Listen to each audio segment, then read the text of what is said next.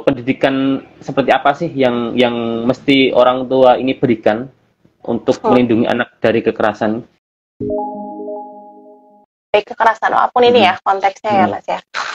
Pertama yang perlu sekali yang selalu saya garis bawahi adalah orang tua harus punya ilmunya dulu, harus punya pengetahuannya dulu. Karena knowledge itu power, pengetahuan itu tuh kekuatan kita. Jadi orang tua harus tahu dulu bentuk-bentuk kekerasan itu seperti apa, gitu ya. Apa aja yang sudah masuk ranah kekerasan, mana yang bukan gitu. Nah, setelah orang tua tahu, kita juga wajib menyampaikannya pada anak. Jadi anak itu tahu bahwa oh kalau yang A ini sudah termasuk kekerasan. Jadi udah bukan bercanda lagi nih, misalnya ya. Berarti ini harus ditangani. Yang ini oke lah, ini misalnya hal yang masih wajar gitu. Kenapa demikian? Karena sedihnya banyak kasus kekerasan, baik itu secara emosional, secara seksual, ataupun secara fisik yang akhirnya berlarut-larut atau terus-menerus terjadi karena si korban ini sendiri, si anak tuh tidak tahu bahwa ini tuh dia jadi korban kekerasan loh, gitu kadang. Misalnya nih, misal pada kekerasan seksual. Kekerasan seksual mungkin orang tua merasanya adalah bahwa oh yang disebut kekerasan seksual itu ketika misalnya terjadi sampai seksual intercourse, sampai hubungan gitu ya, atau di raba-raba gitu. Padahal sebenarnya misalnya anak dipaparkan pada konten pornografi, misalnya gitu dia sama temannya dikirimin atau sama kelasnya dikirimin gambar atau video porno gitu ya, itu sudah masuk kekerasan seksual loh sebenarnya gitu.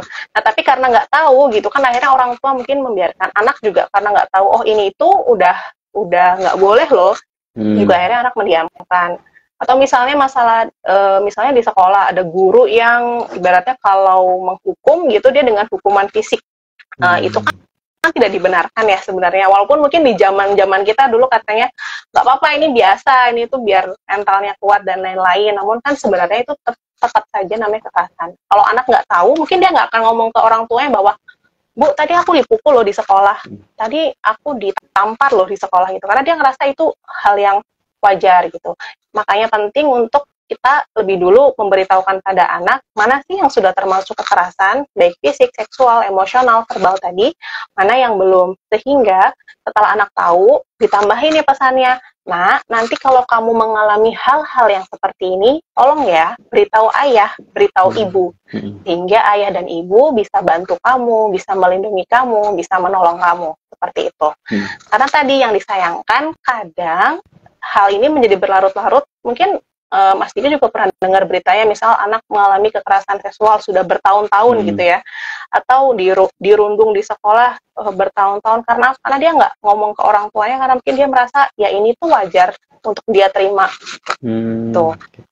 Jadi yang pertama itu dulu, dikasih pengetahuannya. Setelah dikasih pengetahuannya, dibekali juga bahwa ketika itu terjadi apa yang harus dia lakukan. Lapor ke orang tua, lapor ke misalnya orang dewasa lain di sekitarnya gitu. Kemudian dibekali juga cara membela diri atau pertahanan diri ketika itu terjadi sama anak gitu. Misalnya paling gampang kalau di sekolah ada perilaku, kalau kamu misalnya di jalan ada tiba-tiba orang misalnya pegang-pegang kamu, ada orang yang tiba-tiba ngajak kamu ke tempat sepi. Apa yang harus kamu lakukan? Oh, misalnya teriak, cari orang dewasa di sekitar, lari dan cari orang dewasa di sekitar, seperti itu. Misalnya ada teman yang di sekolah yang mengeluarkan kata-kata yang nggak nyaman buat kamu dibilang bodoh, kamu dibilang nakal.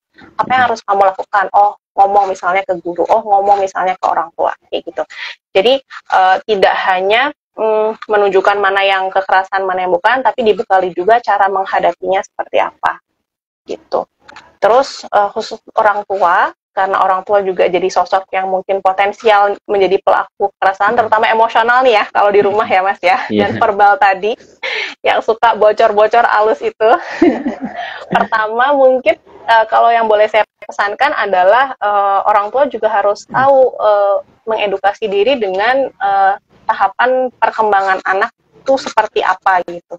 Jadi dengan demikian orang tua bisa tahu apa yang diharapkan atau diekspektasikan dari anak usia segitu. Misalnya begini, Eh, misalnya saya punya anak balita 2 atau 3 tahun. Anak balita 2 atau 3 tahun itu kan memang menguras emosi banget ya. Mungkin dia ngomongnya karena ngomongnya belum jelas, mungkin sering merengek, menangis, sehingga orang tuanya pusing. Kalau udah pusing, capek, ya udah tuh keluar kata-kata kekerasan verbal yang kita bahas di awal tadi.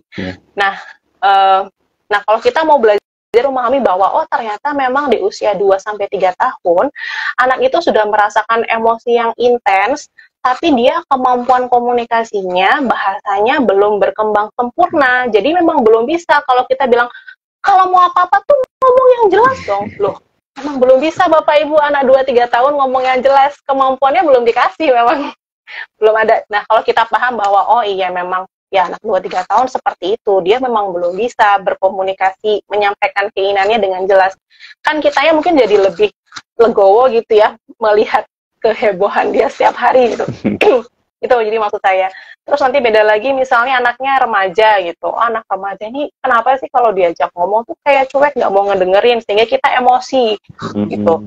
Kenapa sih kayak gitu? Oh, ternyata anak remaja itu memang secara teori perkembangannya dia memang akan lebih mendengarkan omongan teman-teman sebayanya daripada omongan orang tua gitu. Nah, kalau kita tahu kan kita jadi lebih prepare gitu ya. Oh ya emang hal seperti itu, sehingga kita cara komunikasinya bisa disesuaikan, bisa diubah, ekspektasi kita bisa diatur-atur kayak gitu.